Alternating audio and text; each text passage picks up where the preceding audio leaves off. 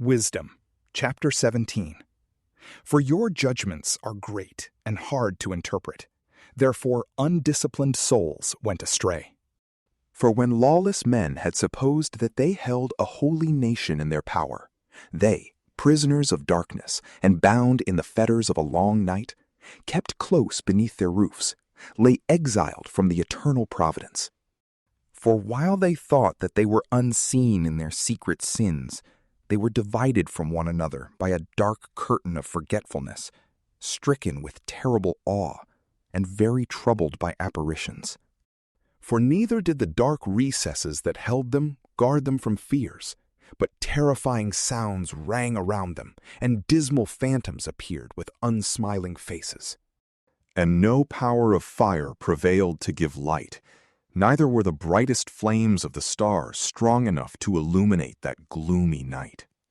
But only the glimmering of a self-kindled fire appeared to them, full of fear. In terror they considered the things which they saw to be worse than that sight on which they could not gaze. The mockeries of their magic arts were powerless now, and a shameful rebuke of their boasted understanding. For those who promised to drive away terrors and disorders from a sick soul, these were sick with a ludicrous fearfulness. For even if no troubling thing frightened them, yet scared with the creeping of vermin and hissing of serpents, they perished trembling in fear, refusing even to look at the air, which could not be escaped on any side. For wickedness, condemned by a witness within, is a coward thing, and, being pressed hard by conscience, always has added forecasts of the worst. For fear is nothing else but a surrender of the help which reason offers. And from within, the expectation of being less prefers ignorance of the cause that brings the torment. But they, all through the night, which was powerless indeed, and which came upon them out of the recesses of powerless Hades, sleeping the same sleep, now were haunted by monstrous apparitions, and now were paralyzed by their souls surrendering, for sudden and unexpected fear came upon them.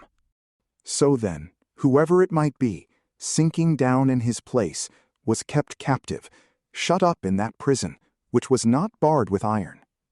For whether he was a farmer, or a shepherd, or a laborer whose toils were in the wilderness, he was overtaken, and endured that inescapable sentence, for they were all bound with one chain of darkness.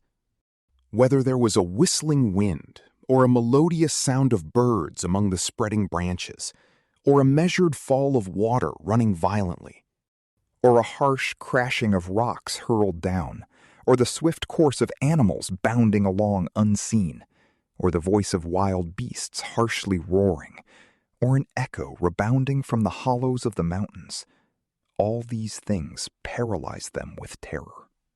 For the whole world was illuminated with clear light, and was occupied with unhindered works, while over them alone was spread a heavy night, an image of the darkness that should afterward receive them, but to themselves they were heavier than darkness.